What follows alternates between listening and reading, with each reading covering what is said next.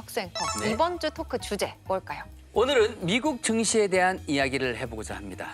올해 8월 들어 S&P 500, 다우, 나스닥 지수 모두 사상 최고치를 기록했죠. 미국 증시가 그 어느 때보다 뜨겁게 달아오르고 있는데요. 지난 22일 열린 잭슨홀 미팅에서 연준의 파월 의장이 9월 기준금리 인하 가능성을 시사하며 시장의 기대감이 한층 높아졌습니다. 하지만 반대로 AI와 기술주를 중심으로 한 미국 증시 버블론 역시 커지고 있는 상황이죠. 과연 금리 인하가 투자자에게 기회가 될지 위기가 될지 이주앤머니에서 자세히 이야기 나눠보도록 하겠습니다. 와, 지금 모든 서학개미들이 지금 TV 앞으로 바짝 붙어 앉았습니다. 네, 가까이 오셔야 됩니다. 절대 놓칠 수 없는 주제를 골라 오셨는데. 저도 개미의 일원으로서 좀 지금 가까이 붙어 앉았습니다. 오, 네, 테이블 저도 가까이 붙어 앉았습니다. 오늘 진짜 잘 들어야 될 것 같은데요. 맞습니다. 자, 잭슨홀 미팅이 끝나자마자 미국 증시가 반등했어요. 코스피도 덩달아서 막 올라갔다가 다시 또 과했던 건지 내려갔다가 그러니까 왔다 갔다 하는 상황인데 평론가님 왜 이렇게 요동치는 건가요? 지난주에 있었던 가장 큰 경제계 이벤트는 역시 잭슨홀 미팅이었는데요. 미국의 잭슨홀이라는 지역에서 세계의 각국 중앙은행장들, 연준 위원들 포함해서요. 또 네. 경제 석학들, 주요 투자은행들의 수장들이 모여서 세계 경제 흐름을 논하는 그런 자리인데 여기서 파월 연준 의장의 연설이 있었습니다. 근데 연설 내용을 전 세계가 주목했거든요. 이런 내용이 나왔어요. 향후 정책 기조의 변경을 신중히 검토할 수 있다.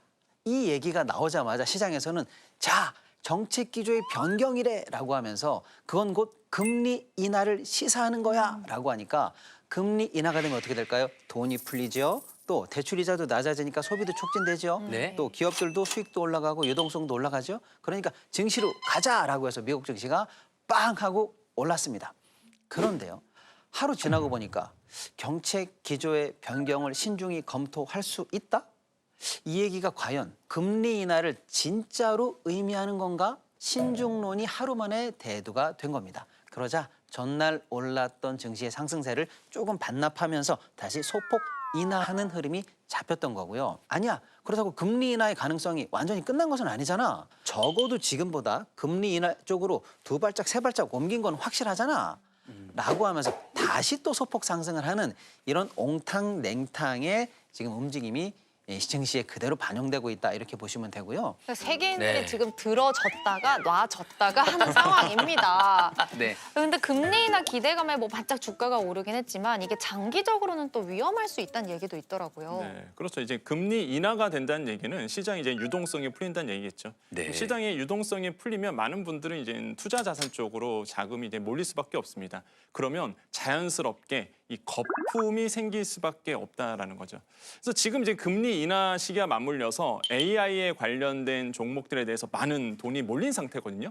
지금 상황으로 본다면 그게 딱 AI 거품과 맞물린다는 거죠. 그래서 지금 시장에서는 지금 AI 거품론에 대해서 좀 걱정을 하고 있는 모습도 지금 나오고 있고 또 한 가지 측면에서는 이제는 가계로 본다 그러면 가계 대출이 좀 증가되는 부분도 있습니다. 아무래도 네. 금리 인하되다 보니 당연히 이제 주식을 안 하시는 분들은 이제 부동산에 또 관심을 갖게 되거든요. 맞습니다. 그럼 이제 주담대를 받아서 당연히 이제는 집을 마련하신 분들, 투자하신 분들이 생기다 보니까 가계 대출이 또 증가될 수밖에 없어요. 근데 이게 나중에 또 부메랑처럼 돌아온다는 거죠. 그래서 이런 부분들이 지금 시장에서는 맞물려 있다라고 좀 말씀드립니다.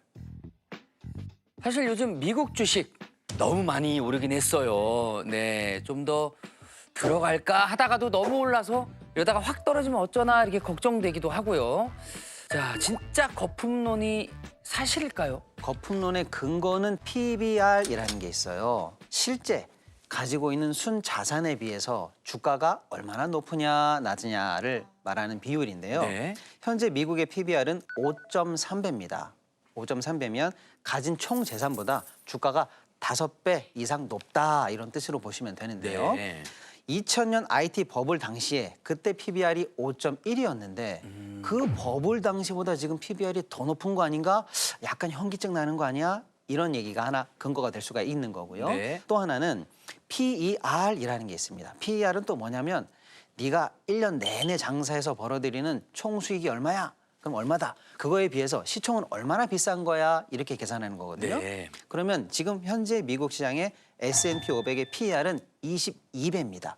쉽게 말씀드리면 1년 내내 장사한 순이익으로 22년치나 돈을 벌면은 현재 주가가 정당화된다라는 뜻이거든요.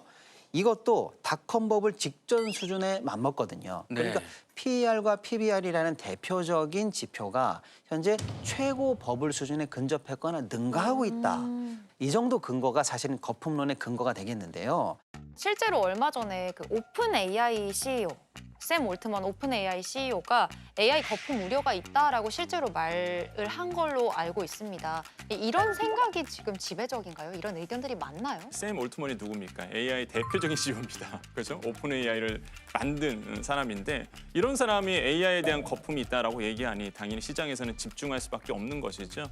근데 제가 봤을 때 샘 올트먼이 얘기했던 거는 전체적인 뉴욕 주가를 얘기한 게 아니라 이 기술에 대해서 좀 얘기한 것 같아요. 일부 작은 AI 스타트업들이 과도하게 고평가되는 상황이 있다라고 얘기를 하고 있습니다. 무슨 얘기냐?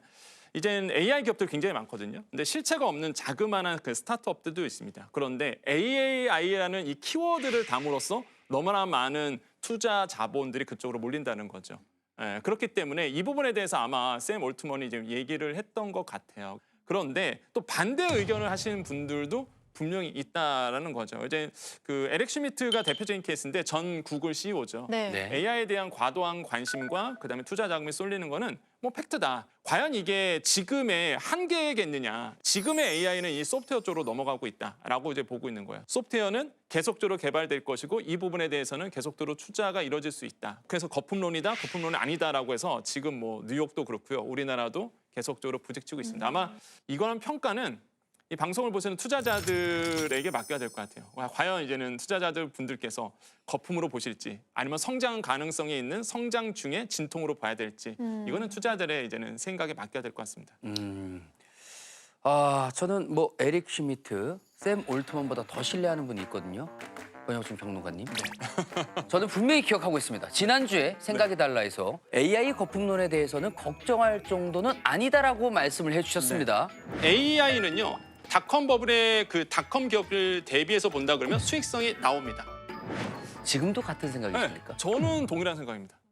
뭐 이 거품이라는 거는 결국에는 모양은 있으나 실적이 없었거든요. 그러니까 네. 실적이 기대치보다 못 따라갔을 때 이제 거품이라고 보통 얘기하는데 AI 산업은요 실체가 있잖아요.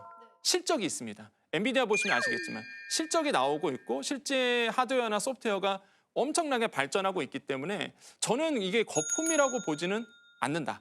자, 그럼 박시동 평론가님의 생각도 안 들어볼 수가 없겠죠. AI 경쟁에서 탈락하는 그런 회사에 투자했던 투자자들이나 관계 회사들은 나중에 큰 슬픔을 볼 수는 있겠습니다만은 경쟁에 따라서 자연스럽게 승자와 도태되는 자가 가려지는 과정이지 AI 시장 자체의 거품은 아니다. 저도 일단 그런 의견을 갖고 있습니다. 두 분 다 생각이 비슷하신 것 같아요. 네, 이해가 쏙쏙 됐습니다. 예. 네. 네, 이렇게 미국 증시가 고평가라는 얘기가 나오고 있고 또 금리 인하가 어떻게 보면 장기적으로 위험할 수도 있다는 것까지 짚어봤는데요. 자, 그런데도 미국이 이렇게까지 금리 인하를 하려는 이유가 궁금합니다. 트럼프 대통령이 연준한테 금리 인하 해라 이렇게 좀 압박 아닌 압박을 많이 한 걸로 알고 있거든요. 이유가 뭔가요? 일단 미국 정부의 빚 때문입니다. 미국의 재정 적자가 얼마인지 아세요? 무려 37조 달러를 돌파했습니다. 우리 돈으로 하면 5경입니다. 예, 셀 수도 없는 돈으로 미국이 지금 어마어마한 적자를 부담하고 있고요. 네. 그 적자 때문에 1년 내 갚아야 하는 2조만 1조 1천억 달러가 넘습니다. 이자요? 이자만요. 금리를 낮춰야 이 이자 갚는 거라도 줄일 수 있을 거 아니냐. 그래야 정부가 다른 거에 쓸 돈도 좀 마련할 수 있을 거 아니냐라고 해서 금리 인하를 강하게 요구할 수밖에 없는 재정적 상황이 있다. 이렇게 좀 말씀드릴 수가 있고요. 한편으로는 금리가 낮아지면은요. 달러가 약세로 돌아섭니다.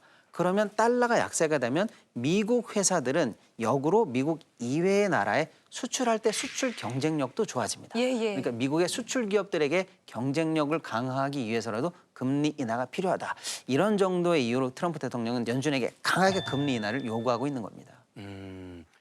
그래서 금리 인하가 되는 겁니까? 안 되는 겁니까? 그게 너무 궁금해요. 당분간은 제가 봤을 때는 지금의 미국의 흐름, 거시적인 흐름을 본다 그러면 금리 인하가 분명히 저는 될 거라고 지금 보고 있고 워낙 트럼프 대통령이 노골적으로 금리 인하해라라고 계속적으로 노골적으로 하고 있고요. 네네. 뭐 연준 의장의 그거에 호락호락 팩트가 없는데 인하할 리는 없겠죠. 근데 실제적으로 지금의 이제는 미국 경기를 본다 그러면 고용률이 좀 둔화된다든지 경기 하방 압력이 좀 세지고 있어서 이 금리 인하의 가능성은 좀 높아지고 있다.